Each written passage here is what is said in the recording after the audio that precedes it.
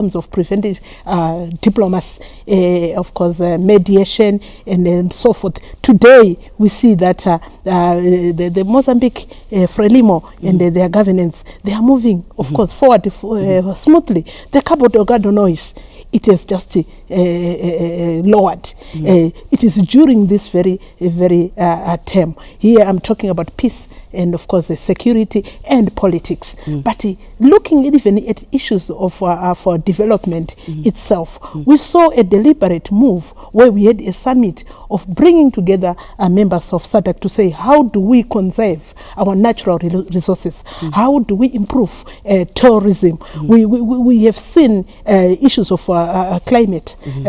How do we, of course, respond? How do we mitigate? This has happened during, of course, the 1 year. Speaking about infrastructure development, we have seen joint, of course, projects being, of course, promoted, railway lines, bridges, water, issues around. I think we can name, we can continue, of course, to list.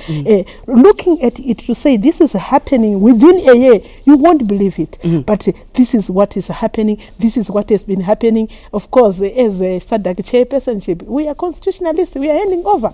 But we really feel that it has been a pleasure, of course, to be at the helm. Of course, our president devolved the chairpersonship and said, Tiriku chair. Of course, we were chairing. We have been on the ride. We learned a lot, and I want to believe the president, as he's handing over the battle stick, there is a lot that the region has learned, and of course, we are entrusting the next leadership to take us forward in terms of leading our region forward. So, from your analysis, both of you, we can safely say that this has been a successful term of office. Yes or no?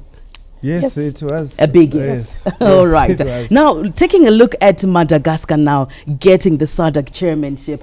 And when we look at this year's theme, the 45th SADC Summit theme, it's speaking into advancing industrialization. We talk of agricultural transformation, as well as energy transition. And looking at Madagascar itself, it has got its own development strategy where they want to look at investments in education, in agriculture, in ecotourism, as well as private investments. Is this going to be a game changer for Madagascar, getting to see Madagascar also benefiting at some sort? We talk of economic growth, and as like you're saying, they have got unique biodiversity, then ecosystems that they have. They need to promote their tourism. They have the deserts that are lovely. They have got beaches that are also lovely and breathtaking. Will this be a game changer for Madagascar this time? Yeah, indeed. Look at the salient benefits that came with hosting of the SADC here. The roads, they improved. We boost our tourism. So similarly, if Madagascar is able to harness this opportunity that has presented itself, indeed, its economy, it will also be help also to say a story.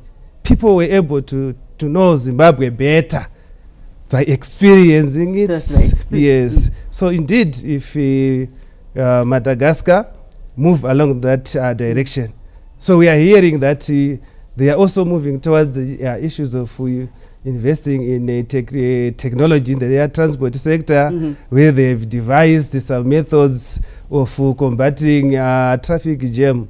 So it means that they were prepared, or they are prepared to harness the opportunity that come with the hosting of the SADC chairmanship. They're already moving along with the energy transition. Of course, the cable cars, they were launched a few days ago in Madagascar. Is this a game changer for Madagascar, Dr. Abigail Mpambi? What do they stand to benefit? Well, I think they are going to benefit, trading on the infrastructure set by SADC, the governance infrastructure itself, and you would appreciate that we have got the industrialization, SADC industrialization roadmap 2015 2063 to 2063. We have got instruments that are helping them to actually connect. It's a question of connecting. The region is ready to look inwards. The region is speaking to an industrialization agenda. It is talking about what they are speaking to in terms of energy, innovation. So I want to believe that having, if they are really going to take the opportunity, as they've already taken this, they can actually leverage and do better, because the infrastructure of governance, the infrastructure, the direction has already been set by SADC itself. Such are the benefits, of course, of coming together as a region. As one. Thank you so much for that, Dr. Mpambi. Right now, we are going to take a short break. Stay tuned. Current Affairs are your window into Zimbabwe, where the world meets Zimbabwe. Join us for unscripted live events, state functions, parliamentary debates, independence, heroes and defense forces celebrations, and many more. We are committed to telling the unbiased Zimbabwean story, giving you unfettered access to the latest news and developments shaping our nation. From the streets of Harare to the world stage, Current Affairs brings you the stories that matter most to Zimbabweans. Don't miss out on our in-depth coverage of local and international issues, expert analysis, and thought-provoking discussions. ZBC Current Affairs, where the world meets Zimbabwe. Stay informed, stay engaged, and stay ahead.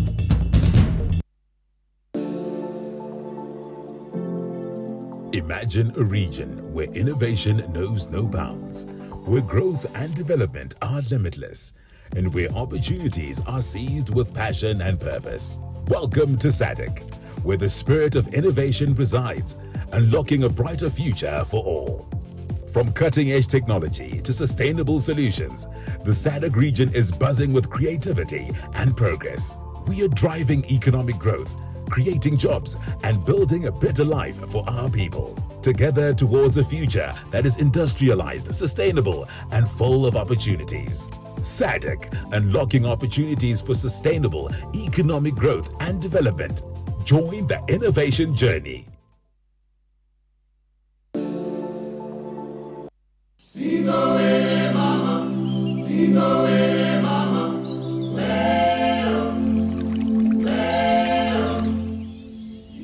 Mana Pools is a hidden gem of wildlife and natural beauty, nestled in the heart of Zimbabwe along the majestic Zambezi River.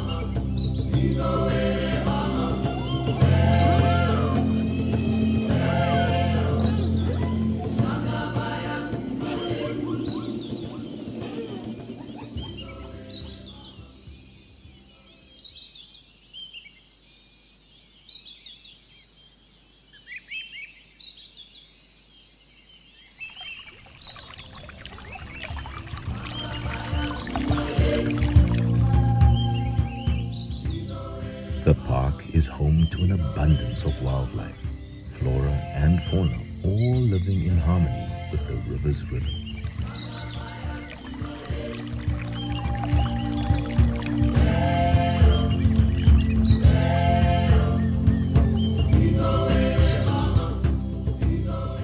The park is named Mana Pools because of its 4 pools inside the park. The story behind the 4 pools, I'll start with the long pool. The long pool, it has never run dry, and it is believed to be the most deadliest pool in the whole world. It is infested with crocodiles and hippos. You can't even get closer. At Chisasiko, during the ancient times, when our ancestors used to live in this place, you could go there on that pool, you ask for food, then roasted fish will be given to you. That's why it's called Chisasiko. Chisasiko, which means like a braai. Then we have Mana Pools is a World Heritage Site and a Ramsar Convention Site. We have Chitake Springs, which is up. At Chitake Springs, it's a very spiritual place because we had the Chief Chundu, who now lives up in the escarpment. His father is buried in Mana Pools. My name is Natalie Tsitsiam. I'm a first time in Mana Pools, and I would like to say it's definitely a good experience. I didn't believe I was able to sleep outside, but fortunately enough, I was able. I would encourage everyone to have this kind of experience because it's a good experience. Imagine waking up to sunrise.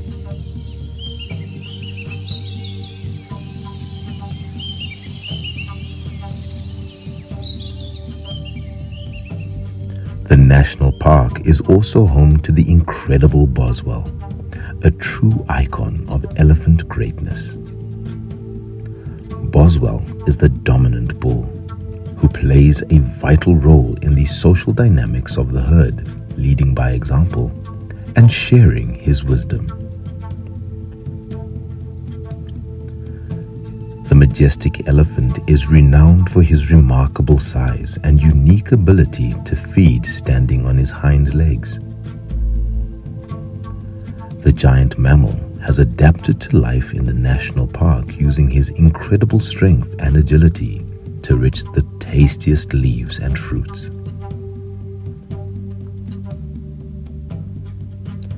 The park is thrilled to see Boswell spreading his good genes, ensuring the continuation of remarkable traits in the Mana Pool's elephant population.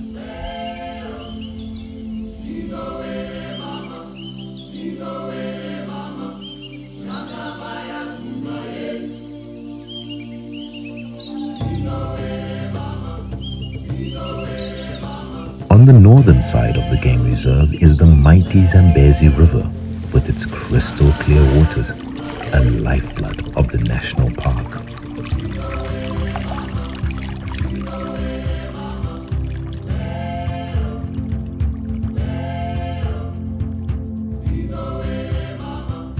Mana Pools offers a range of exciting activities, from guided walks, canoeing, to game drives. The game reserve derives its name Mana from the Shona word meaning four.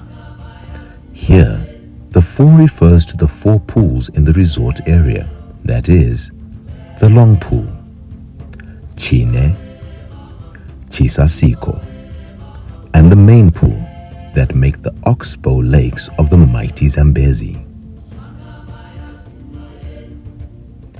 The breathtaking national park is home to vast bird species who have adapted nesting habits to maximize their exposure to the warm golden light of the setting sun for both procreation and survival.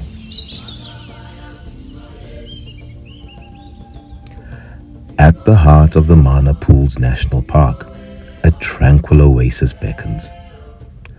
The Zambezi River's oxbow lakes, a serene haven for the park's resident hippos. As the sun warms the muddy waters, the hippos indulge in a rejuvenating bath, their snouts and ears peeking out from the murky depths. Here the hippos know that they are home, and as we watch them bask in the mud bath, one is reminded that happiness and joy are individually defined.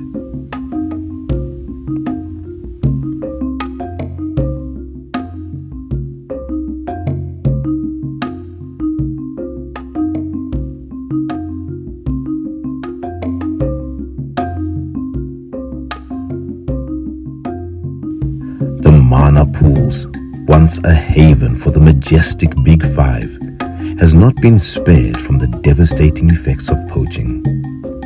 The park is now left with only 4 of the Big Five.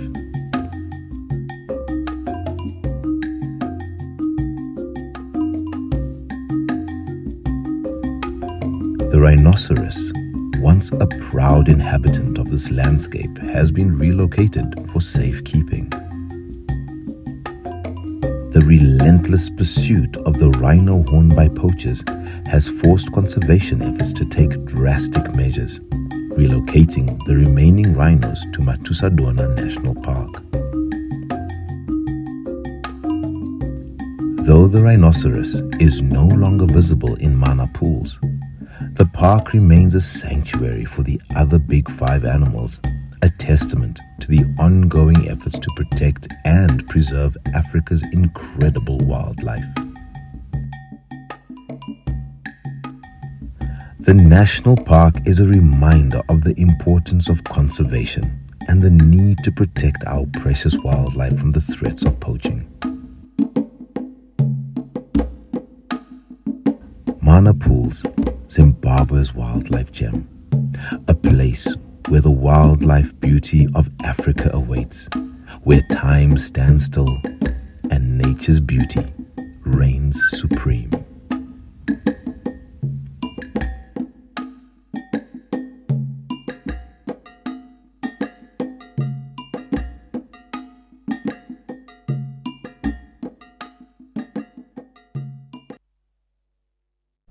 A SADC region is indeed endowed with a lot of natural beauty. We're talking of beautiful flora and fauna. Welcome back to the 45th Ordinary Summit of SADC Heads of State and Government, happening today in Antananarivo in Madagascar, where we are going to witness the takeover ceremony of the SADC chairmanship from His Excellency Comrade Emerson Dambudzo Mnangagwa, who is the President of the Republic of Zimbabwe, to the Madagascan to the President of Madagascar, His Excellency Mr. Andry Rajoelina. And studio today, I am joined by Dr. Mpambi and Dr. Mare. We had conversations earlier on before the break, and we shall continue before we get to follow live proceedings. Now, let's get to talk about what the region has to do going forward. How can it improve going forward? The SADC region. Well, I think there is a lot that the region should do. And you would appreciate that SADC hears what the world needs. In particular, let's talk of our resources. And I think the region can actually leverage on that on that trend. You would appreciate that during, of course, not only the term when the president, our own President Mnangagwa was leading at the helm of SADC, we saw a number of pacts. For example, we saw the SADC EU partnership. We have got a lot of probably leeways that we can, of course, advance, other than looking into the challenges that may be of course, affecting us. We during the period, you realized that we had a sudden shocker. US aid is pulled off. From aiding, of course, African countries. No notice. What should we do? We should leverage on the multipolar world order that is coming about. We see we've got our all-weather friends, the Chinese. We have got India coming on board as a giant. We have got, like I told you, the EU-Africa partnership. That, of course, we have already signed between SADC and the EU. We have got the BRICS issue coming in. We have our bilateral relations that we can, of course, leverage on. So for me, I think the roadmap is clear. SADC must be able, of course, to craft at a higher level win-win situation deals and make sure that we continue to move in line with our industrialization agenda. We have got what the world needs. I think the world at this juncture, they need us more. So all we need is, of course, a high level of economic diplomacy and, of course, engagement so that we get to benefit out of this situation. It's different from yesterday where we only knew about looking west. But there is a of course, a polar world order that is coming about, presenting opportunities. Some may call it a modern way of a scramble for Africa. But of course, it is an opportunity for us to, of course, prepare ourselves and, of course, have a high level kind of deal structuring that must benefit the citizens of SADC. You are bringing in the issue of the SADC and EU partnership agreements that were held earlier on. Now, how do we protect our natural resources, seeing that they're coming through with aid saying that, we will teach you how to manage your resources, or we will probably put in some money or some funds for natural resource management. How do we protect our natural resources, having to have such agreements and partnerships with the EU and other interested parties? First of all, we must promote regional trade among us ourselves. So when we promote our regional trade, then from there we then look at partnership. So because our partnership should be beneficial, should not be exploitative. The problem that we are having that needed to be addressed is to have a partnership that are exploitative in nature. So that is what Dr. Mpambi was saying. We really need issues of value addition. We need issues of beneficiation. Then, so that our partnership, we be it with EU, be it with our all other friends, it is meaningful because it will translate into helping our citizens to transform their lives. We must deal with issues of peace. Remember, why does peace come in the issues of trade? If you look at the DRC case study now, because it had no peace, US came and say with transactional leadership, give us your resources, then we help you to have peace. What does it mean now for DRC? It means the DRC will no longer be able to benefit from its resources. It's now have resources, but it has mortgaged it. So why can't we address issues of peace? Because peace and development, they go hand in hand. Also, let us deal with the issues of terrorism. Because terrorism, it destabilizes societies. Societies need to be productive. Yes, we may talk of partnership, but if we do not have peace, it means it is going to affect our production. So let us deal with issues of threats that we are faced with. Also, like what Dr. Mpambi has said, the external conversions in terms of interferences. Look at South Africa. The America is moving towards grounding South Africa. And what does it mean for SADC? Because South Africa is economic powerhouse of SADC. It's a fact. So when it is now grounded, when it is now affected, what does it mean? Because there's interdependence between and among states. So it means that our trade balance will not be that favorable for us. So whilst we are pushing towards that leveraging on the agreements that we have, possibilities that we have, let us address also underlying issues that might make weaken us, so that our trade balance will not be at an equilibrium kind of state. Now that you talk of political instability, Yes. and when we take a look at the DRC, and knowing that the eastern parts of DRC faced such challenges of political instability, how were the issues resolved, or how has SADC managed to come up with solutions to stop this from going forward? I think His Excellency's strategy was one of the best strategies. It shows that indeed he's a nationalist, of not rushing to put the boots on the grounds. In the past, we used to rashly deploy the military. If we had deployed the military now, the DRC will be at war, we'll be fighting citizens. But said dialoguing. Also, let us also appreciate efforts by other partners. We appreciated the efforts by Qatar. We appreciated the efforts by East Africa. We had to have joint summits to resolve. So the issue of unity, issues of synergies towards sustainable peace. And if we are to address all these issues, let's think we need to borrow heavily from Zimbabwe. Issues of devolution. Let us address developmental inequalities. Look at all these conflicts. Look at even Cabo Delgado situation. It's all about developmental inequalities. That's the reason why people might not understand what President means when he says leaving no place and no one behind.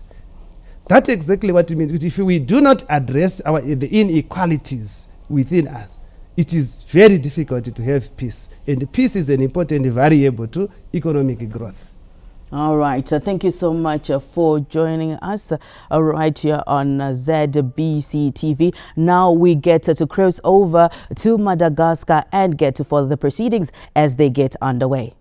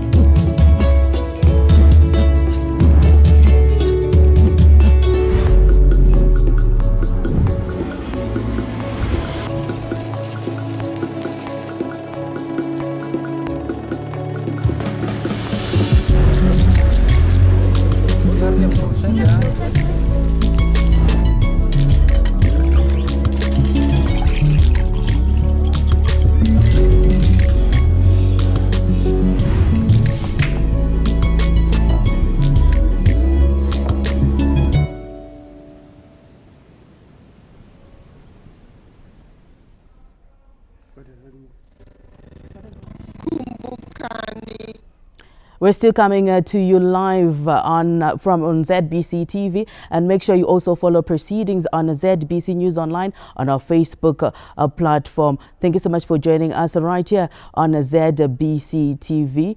Now we get to cross over to Antananarivo, where the summit is taking place.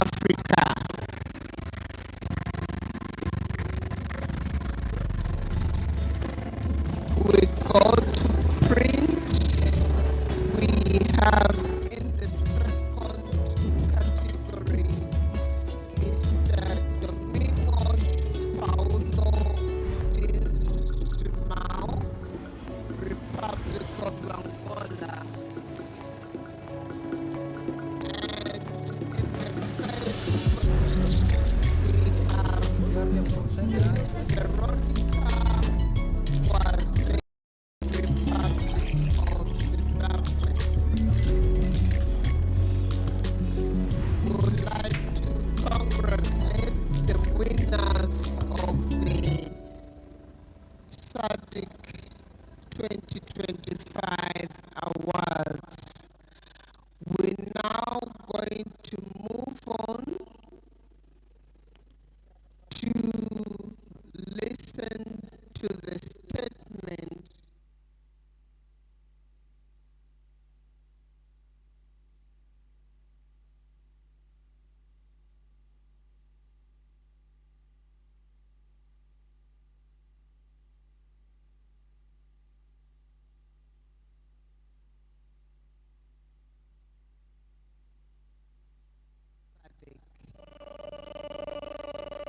Shall we please welcome him to the podium through a round of applause?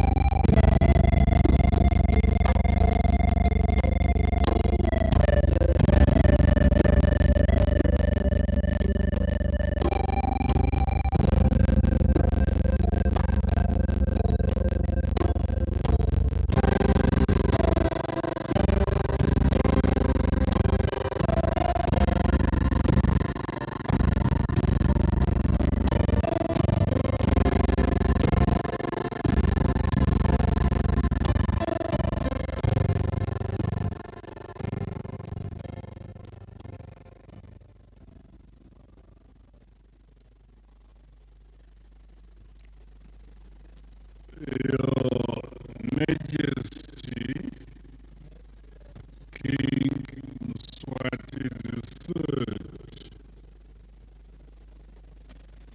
Your Excellency,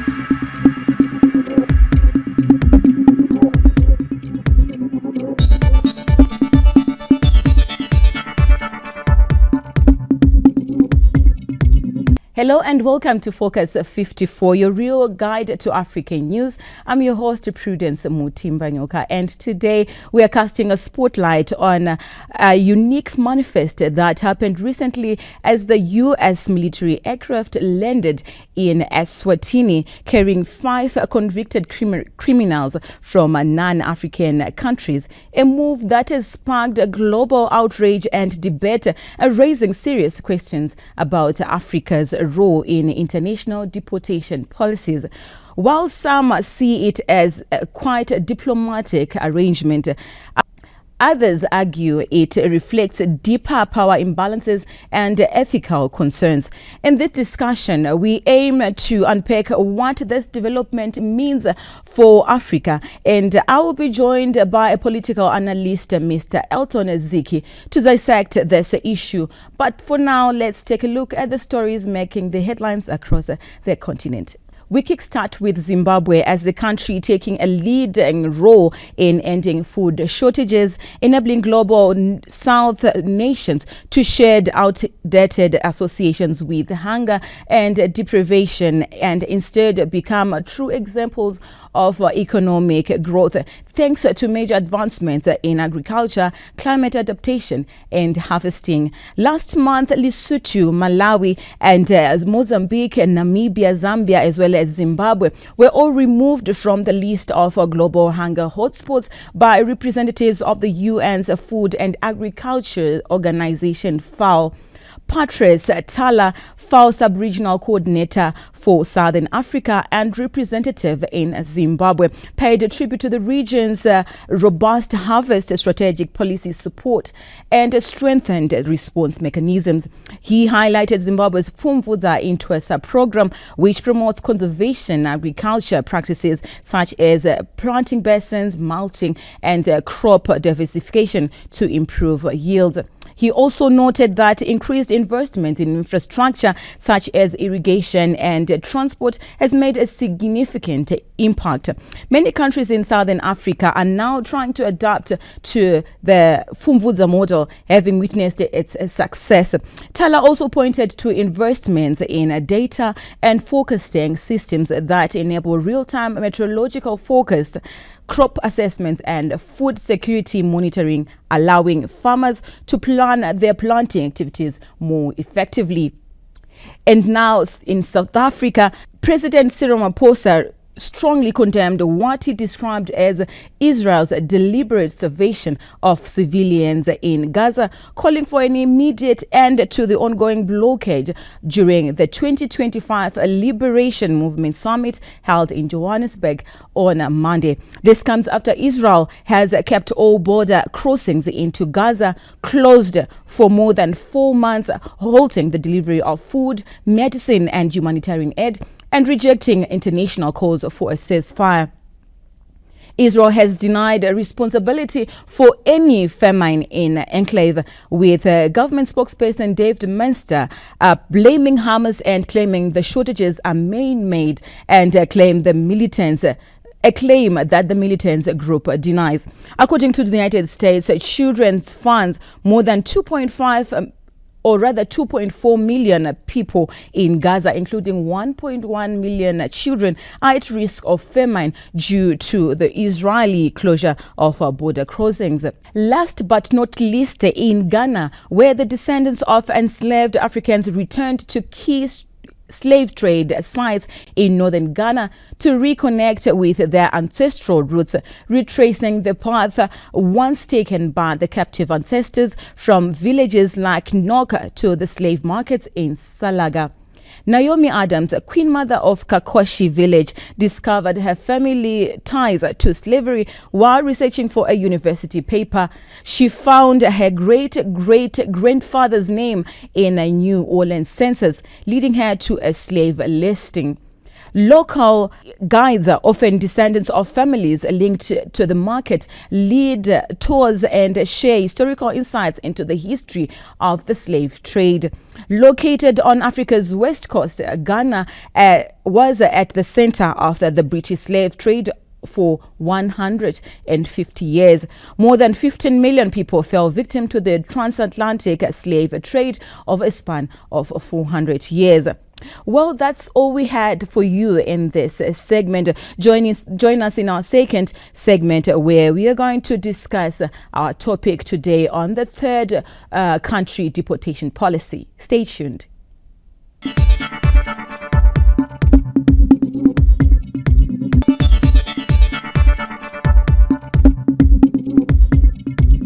Welcome back to Focus 54. I'm still your host, Prudence Mutimbanyoka, and we are now joined by a political analyst, Elton Ziki, to help us understand the recent unique developments in Eswatini, where 5 criminals from Europe were deported to the country, a move that has sparked outrage across the world. Welcome to the studio, Say. Thank you for having me. Now, on the 16th of July, U.S. military plane carrying 5 deportees, none of them African, landed in Eswatini, raising global concerns. What has played out since then, politically and diplomatically? Thank you, Prudence. The incident that occurred in Eswatini, to put it bluntly, is quite disturbing.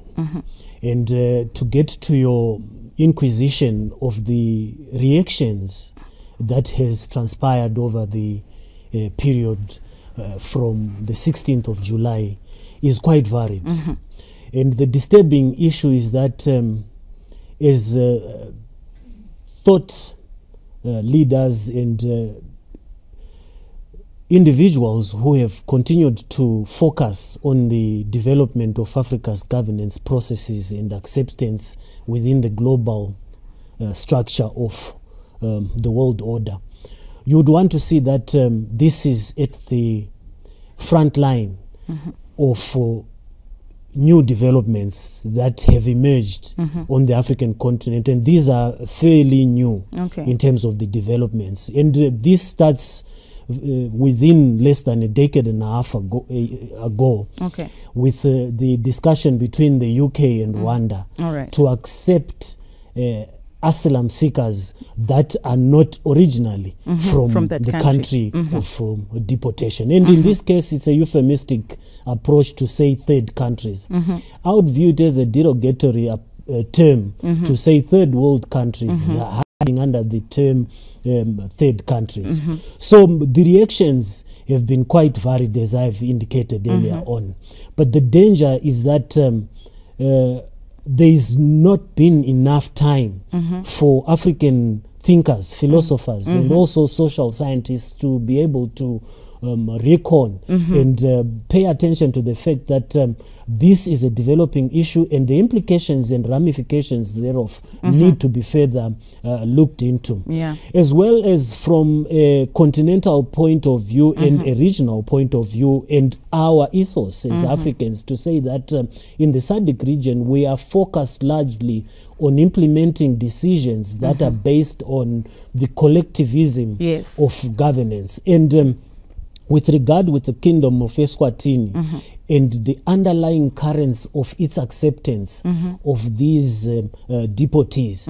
First and foremost, you want to see that there is an element of, if I may say, of belittling and taking Africa as a place that as a continent that is on second fiddle, as a dumping site, but I mean that term in terms of dumping site, what are we saying when we are talking of dumping site? No, Africa is not a dumping site. You know, remember, to a large extent, I as an individual who has come across very and varied issues regards Africa's place in the 21st century and even with the centuries that have passed and gone by.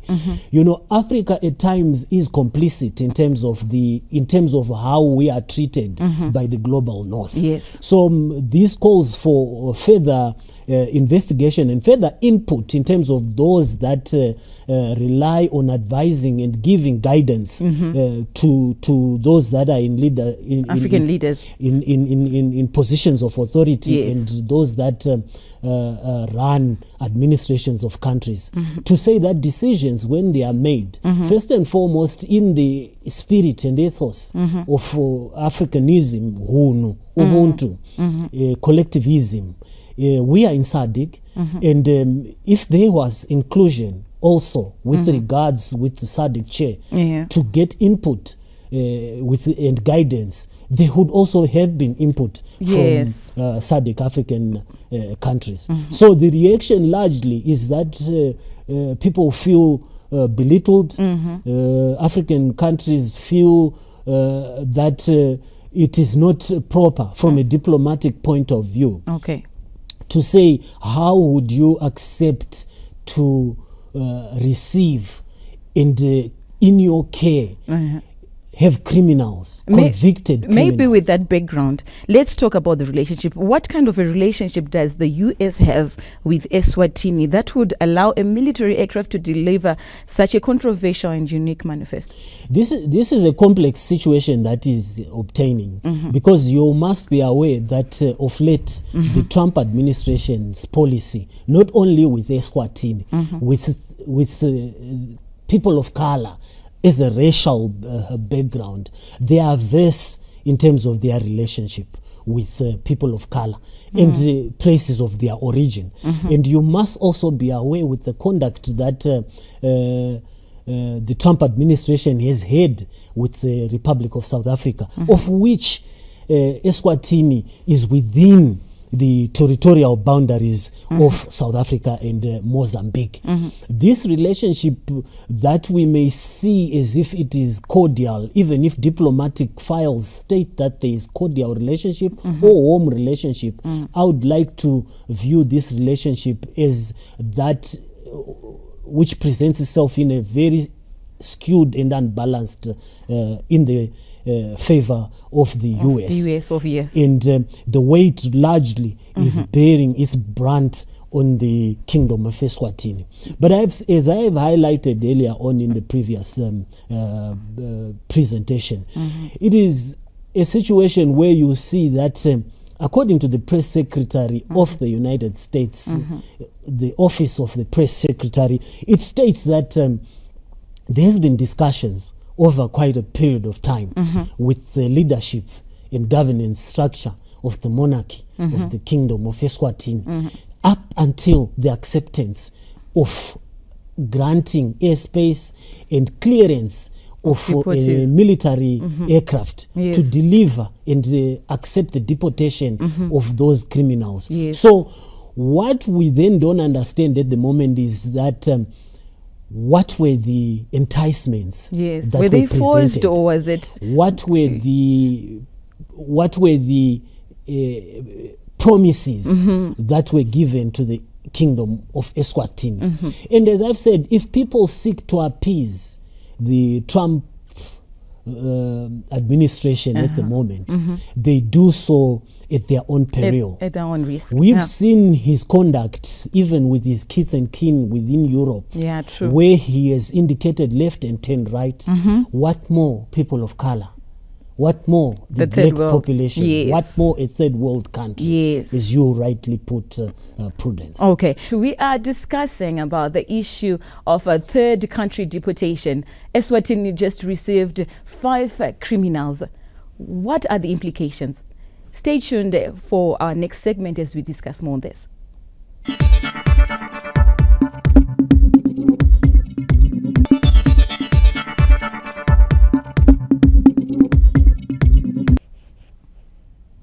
Welcome back to Focus 54. This is our third segment, and we're discussing about the implications, the concerns surrounding the 5 deportees in Eswatini, the criminals from Europe. So, Trump's administration has long championed a hardline immigration policy, and in this case, seems to reflect a broader strategy of offloading unwanted individuals into vulnerable or diplomatically dependent African countries. How should we interpret this in the broader context of U.S. foreign policy toward Africa? What is key, Prudence? First and foremost, we must view this occurrence from a security point of view and also a social implication, as well as the underlying threats that may result in so-called unwanted criminals that have been deported to third world countries. First and foremost, it could be a strategy from a security point of view to have their implanted personnel within the African territory. Okay. So what you may see as a criminal may be a covert operation that is taking place. All right. And this is why I continue to implore and respectfully call upon the increased awareness within the political leadership in African states to say, from a broad macro point of view, we should not, as an African continent, continue to allow asylum seekers that are not from the particular country of origin. Yes. There are cultural implications. You have Jamaicans, you have Cubans, or Mexicans, or whatever, is within the outline of the 5 so-called deportees. Yes. We have committed various crimes yes. that are abominable. Some are murderers, and some have been euphemized to say if they are homicidal. And what are we going to do as remedial, recorrectional, and rehabilitation efforts? What are we going to be doing as the correctional prison services of the African continent? So apart from security threats, apart from cultural inversion and acceptance of those that will have committed serious crimes, hardened criminals that have become a pain to the U.S. penitentiary system, what more will the African prison correctional system do to correct those individuals? Okay, so let's talk about sovereignty. Is Africa safe? Isn't this a violation of our sovereignty, or maybe just a political opportunism? I think it is a double-edged sword. There is vulnerability, and there is also opportunism that you present. But we also have to be asking ourselves very pertinent questions. As I've said, what is the culmination that took place in order for that military plane to have been cleared to land within the airspace and territory of Eswatini? What were the grounds? But this vulnerability at the same time, let me also not spare the rod. You know, African leaders tend sometimes to be complicit for whatever various trinkets or favors that they will assume will accrue from the Trump administration. Also, let me hold you there.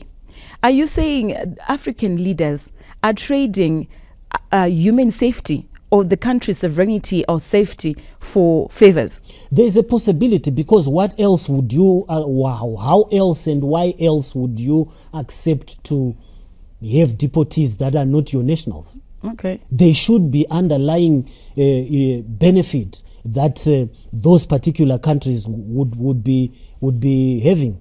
You know, with Rwanda, there was even a price of 3,500 being offered by the UK government to accept asylum seeker to be accommodated within the territory of Rwanda, irrespective of the fact that those people do not hail from Rwanda as a country of origin.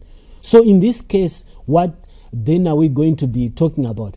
Are these inmates or these convicted criminals going to be in a prison system? But of course, from information that has been presented thus far from the acting spokesperson of Eswatini, they present a scenario where they are going to be in incarceration, in solitary confinement of some nature.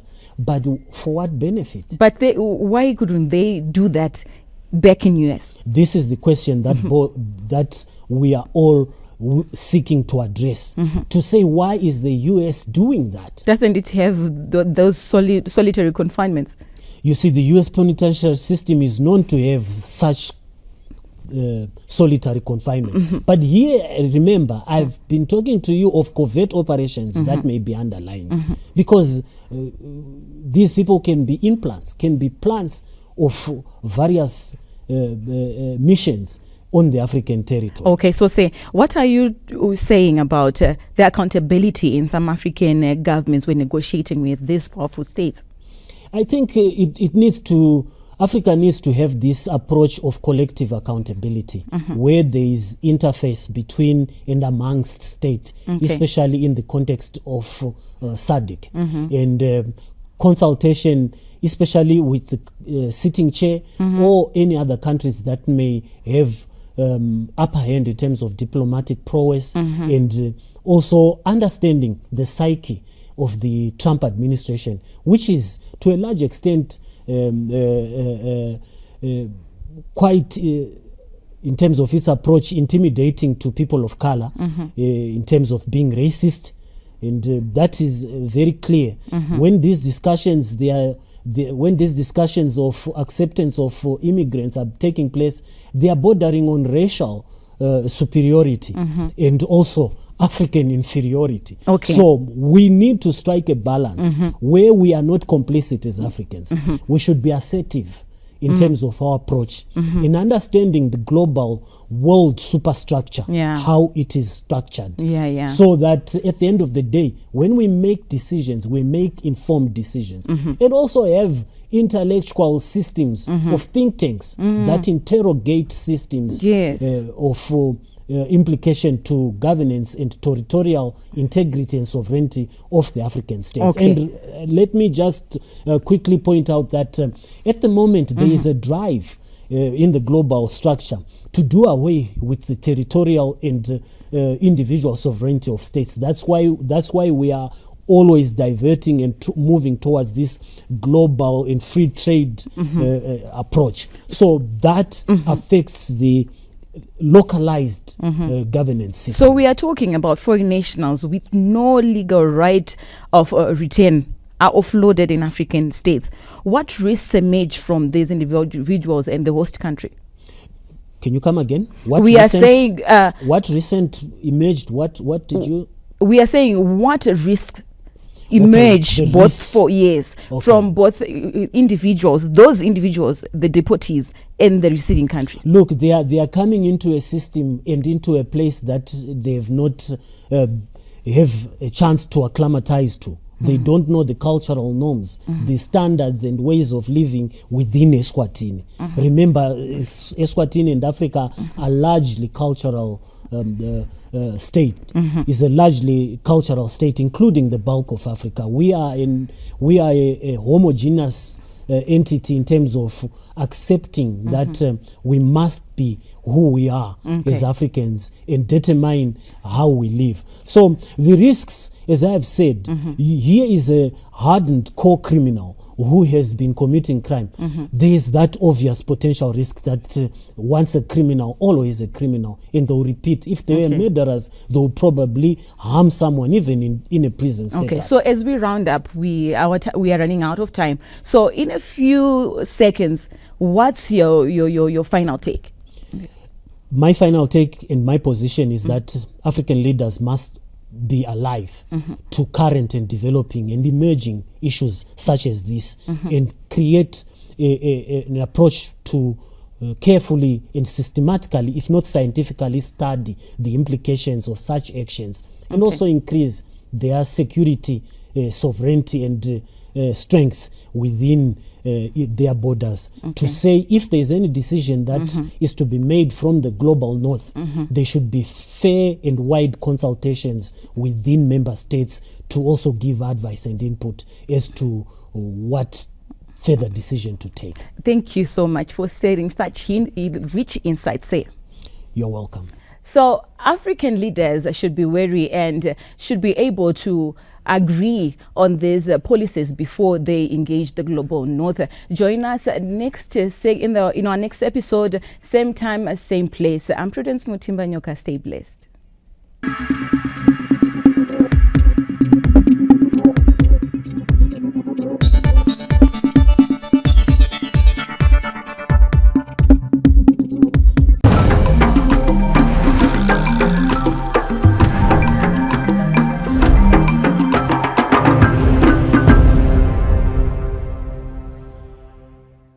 I am Pierre Lumumba here at the Maasai Lodge in Ongata-Rongai in Kajiado County in the Rift Valley of the Republic of Kenya. And we continue discussions about the continent of Africa. And today we focus on a country that is unique in the sense that when the French colonizers went into the country in the year 1830, they did not create a colony. They actually said that Algeria will be a territory of France. And when the Constitution of France was promulgated in the year 1848, it actually said that Algeria was a territory of France. This was unique because one of the things that subsequently happened in this direction is that an Algerian could become a French man or a French woman if they renounced Sharia law. That is the unique characterization of the country that we know as Algeria. And it continued under French tutelage throughout the wars, the World War I, the World War II, and Algerians were involved in these wars as Frenchmen. The tragedy, of course, started happening in the early days when the struggle for independence started in earnest. And the Algerians, like any other colonized peoples, had the feeling of regaining their independence, and they started agitating. And that agitation saw the emergence of different factions within Algeria herself. But the drive for independence did take a turn in the 1950s. And it is in the 1950s, during the premiership of Mendes, that when an attempt was made to free Algeria, Mendes actually came out and said, Algeria is a territory of France and it can never be otherwise.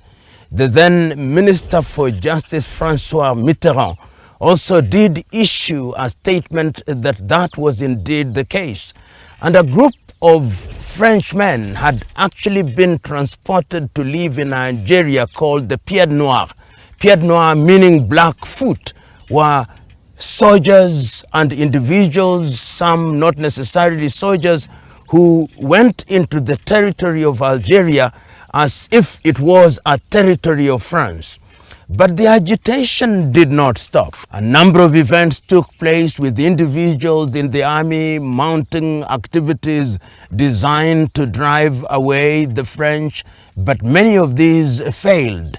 But they were energized by the activities towards independence that were taking place in the neighborhood, such as in Morocco and in Tunisia, and even the agitation in Egypt against the British. This energization saw the emergence of individuals within the territory of Algeria who are working from within, and those who are working from outside, such as the most iconic of that period, Ahmed Ben Bella, who was in Egypt at one time and also spent some time in Tunisia. The decision to struggle for independence was then given impetus in 1956 through the Suman Conference, which was held, and the leaders said that we were going to ensure that Algeria regained her independence. There were many wars at that time, but the most iconic war was the 1954 to 1961, the War of Algiers. This was a war that saw the Algerians mounting war against the French government, but it was not easy because the French in many ways could not be defeated by what was fundamentally a ragtag Algerian army. The Front Libération Nationale then emerged at that time as the conduit via which the war would be articulated and prosecuted. And something very interesting was happening in France at that time. Charles de Gaulle, who had been a war hero, was outside of government. And there were those within France itself and also within Algeria who are now asking that Charles de Gaulle comes back. And when Charles de Gaulle came back in 1958 to lead what was then known as the Fifth French Republic, he too took the view that Algeria was a part of France and would remain a part of France. And many are the wars and many were the attempts to ensure that Algeria did not break away from France. And when Charles de Gaulle, at that time, confronted by demands for independence in different territories of France, such as Senegal, La Côte d'Ivoire, and indeed Mali and other places, reads the signs of the times, and they agree that independence would be granted. And in the year 1962, exactly 132 years from the day that the French entered Algeria, independence is granted to Algeria with Ahmed Ben Bella as the leader of Algeria. He ends up being the president from the year 1963, but it's important to backpedal a little. That even prior to that, what one sees is that the French are very bitter. The French had lost their territories in Indochina. The French were losing their territories in the continent of Africa. And this iconic Algeria, which they treated as a territory of their own, is also being lost. It was painful to the French. And the pogrom that then followed, the French, the Pied Noir, nearly 1 million of them were forced to run away from Algeria and back to France. And what they did was unimaginable. Everything that could be called a symbol of development in Algeria was destroyed. And they, in a manner of speaking, designed a program that was meant to return Algeria to the Stone Age. That is the country that Ahmed Ben Bella inherited, so that even in that new environment of political independence, Algeria was laboring under the weight of an economy that was thoroughly decimated. So he starts from an economic disadvantage. He starts in a community where the relationship between the Arabs and Berbers is also not as cordial as it should be. He starts from a standpoint where the colonizing power is also hostile, and he remains in power from 1963 to 1965, when his own defense minister, Houari Boumediene, overthrows his government. And the Houari Boumediene government, of course, comes into place at a time when the agitation for Pan-Africanism is also alive and well, so that Algeria finds itself embroiled in a very interesting scenario that characterized the northern part of Africa, or the Maghreb at that time, when you are talking about Pan-Arabism, which is articulated by individuals such as Gamal Abdel Nasser of Egypt, Habib Bourguiba of Tunisia, and King Mohammed of Morocco, and then King Hassan, and of course in Algeria you have Ahmed Ben Bella at that time. So when Ben Bella is overthrown and Houari Boumediene comes in, it is at a difficult period, and Houari Boumediene, to his credit, does gamble for a long time and remains in power until 1978, after which we know that there were many leaders such as Chadli Benjedid, and later, of course, we had Bouteflika, who himself tried very much to revive the Pan-Africanism that had been articulated by Ahmed Ben Bella. And of course, we go through an Algeria that is facing difficulties, and an Algeria that wants to play the role of a unique Maghreb country which embraces not only Pan-Arabism but also Pan-Africanism. And that is the Algeria that we have currently, of course, with the presidency of Ahmadinejad Tebboune, who has inherited a country with a rich history. But it is important, therefore, to talk about Algeria as a unique country. Unique in the sense that, unlike your typical classical colony, she was not a colony from the eyes of the colonizer.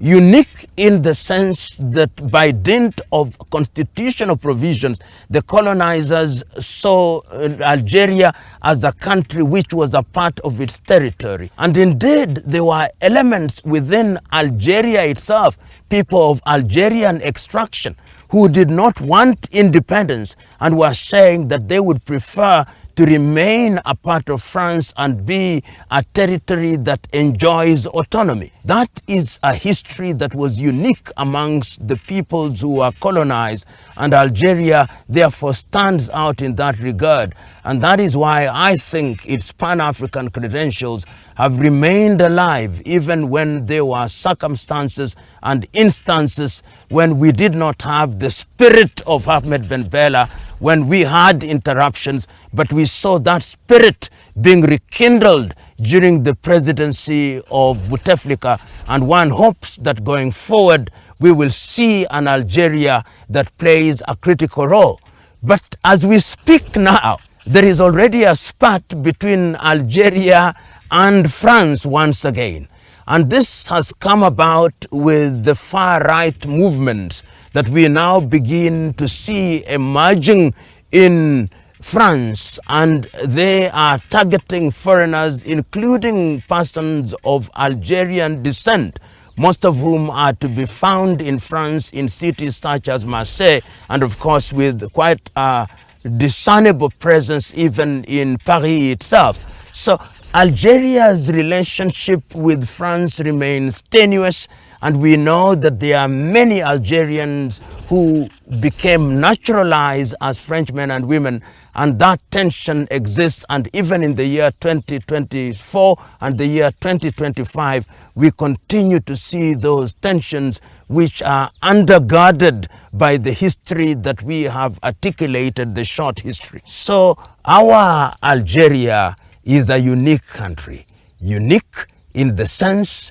that the colonizer did not see it as a colony, unique in the sense that they did not accept to be subdued by the colonizer, however described, unique in the sense that it produced some individuals who later became iconic in the Pan-African movement, unique in the sense that they produce in Bouteflika and of course in Ahmed Ben Bella, leaders who were not simply pan-Arabist, but also pan-Africanist in the classical sense as articulated by the founders of Pan-Africanism such as W.B. Du Bois and of course Kwame Nkrumah.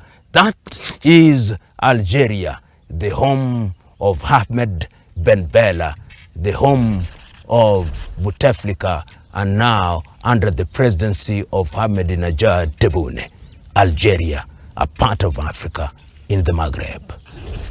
Thank you very much, brothers and sisters. Let us say our bye-byes as we continue the conversation about the continent of Africa. Thank you, and see you again.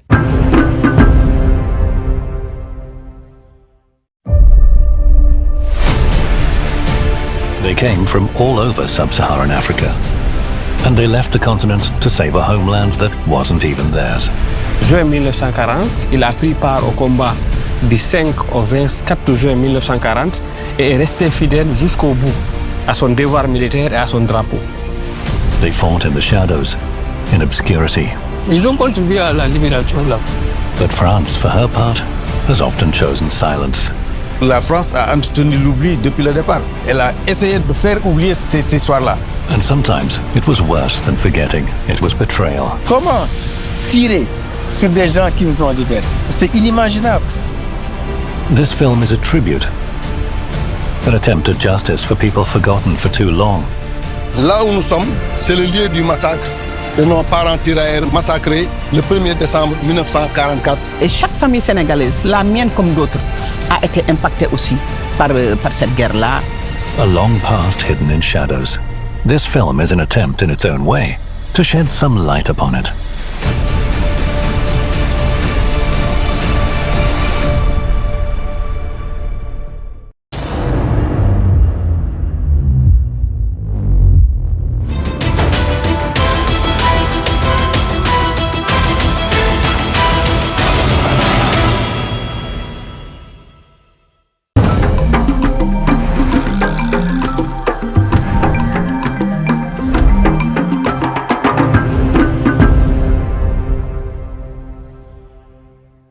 I am P.L.O. Lumumba here in Masai Lodge in Ongata Rongai in Kajiado County in the Rift Valley in the Republic of Kenya.